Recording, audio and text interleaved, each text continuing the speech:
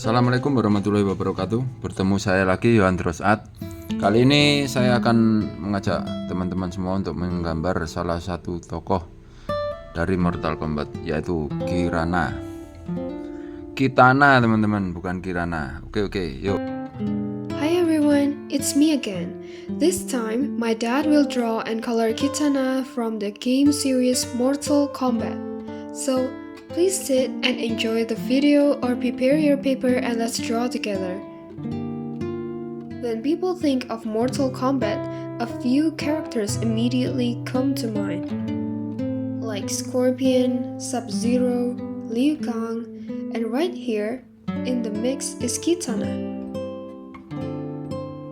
She's not just a fierce fighter, she's one of the longest standing and most iconic female characters in the Mortal Kombat franchise. And believe it or not, she's got over 10,000 years of history behind her, literally.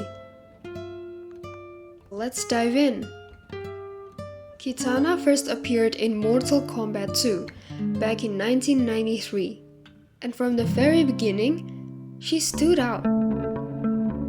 A deadly mix of elegance, agility, and strength, she brought something new to the series. She wasn't just there to look cool or be someone's sidekick. She had her own story, her own motives, and her own deadly weapon of choice, the Steel Fans.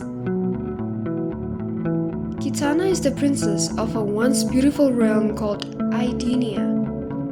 Idenia was known for its advanced culture, powerful magic, and its people who aged much more slowly than Earth realmers. Which is why Kitana looks like she's in her 20s but is actually over 10,000 years old. Things were peaceful in Idenia until they weren't. The realm was conquered by Shao Kahn, the tyrannical emperor of Outworld. He defeated Idenia's rule, King Jared, who was Kitana's father, and took the realm as part of his empire. As part of his usual conquer and absorb plan, he adopted Kitana as his own daughter, raising her in Outworld and twisting the truth about her past. For much of her life, Kitana believed Shao Kahn was her real father and that she was an Outworld princess. But eventually, the truth came out. She discovered her true heritage, that she was actually the daughter of Queen Sindel and the rightful heir to the throne of Idenia.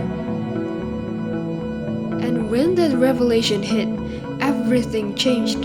She turned against Shao Kahn, fought for her people, and became a rebel force in the brutal politics of Outworld. From then on, she wasn't just a fighter, she was a symbol of resistance. Kitana's look has evolved over the years, but certain elements have stayed iconic. She is usually seen wearing blue, which has become her signature color. Her outfit is often a mix of royal and practical, part battle gear, part princess uniform. In her earlier appearances, she wore a more revealing ninja-style bodysuit. But over time, her design was shifted into something more grounded and warrior-like. Kitana has long black hair, often tied up or flowing behind her in battle. Her face is striking, sharp cheekbones and strong jawline, even though she often wears a mask covering the lower half of her face. Especially in classic versions, but in newer games, she's often seen unmasked. Physically, she is tall, athletic, and graceful. Her entire fighting style is built around speed, agility, and precision. I think she moves like a dancer, but one that's been trained to kill. She's not bulky or intimidating in a muscle power way. Her strength lies in how fast and lethal she is.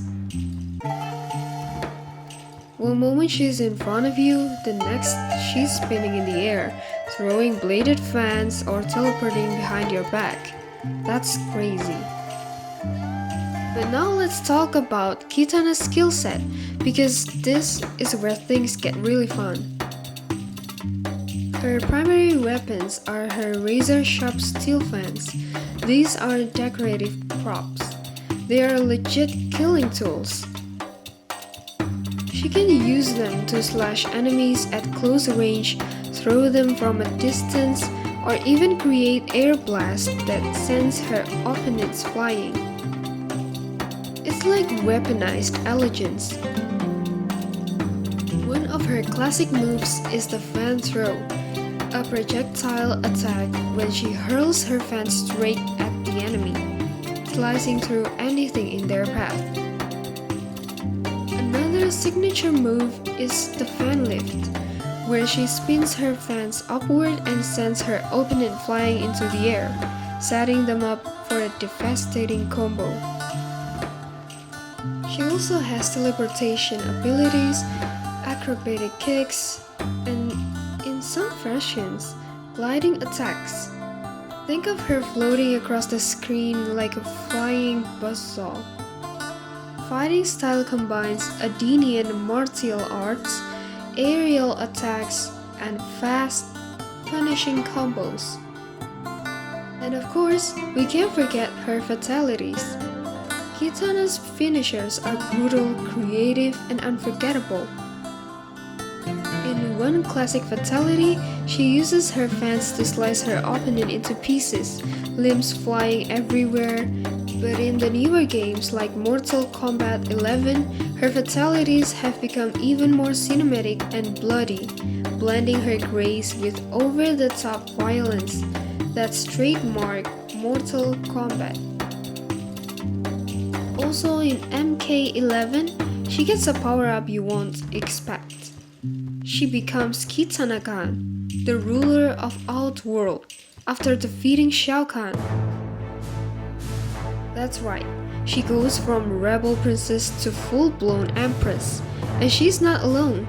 She's often paired with her twin, and sometimes enemy Mileena, who is a twisted clone of her created by Shang Tsung, mixed with Tarkatan DNA. If Kitana is regal and poised, Mileena is savage and unhinged.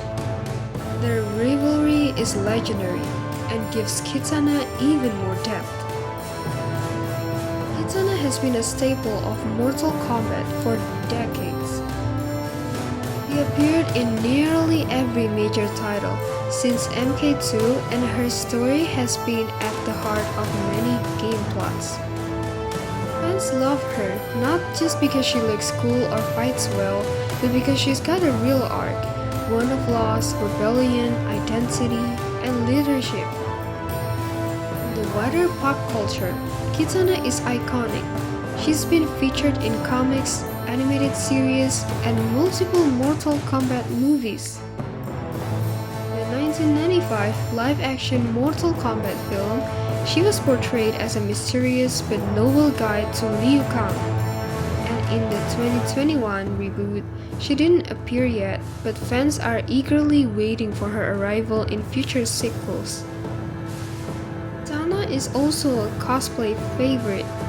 She's also a go-to character in Mortal Kombat tournaments.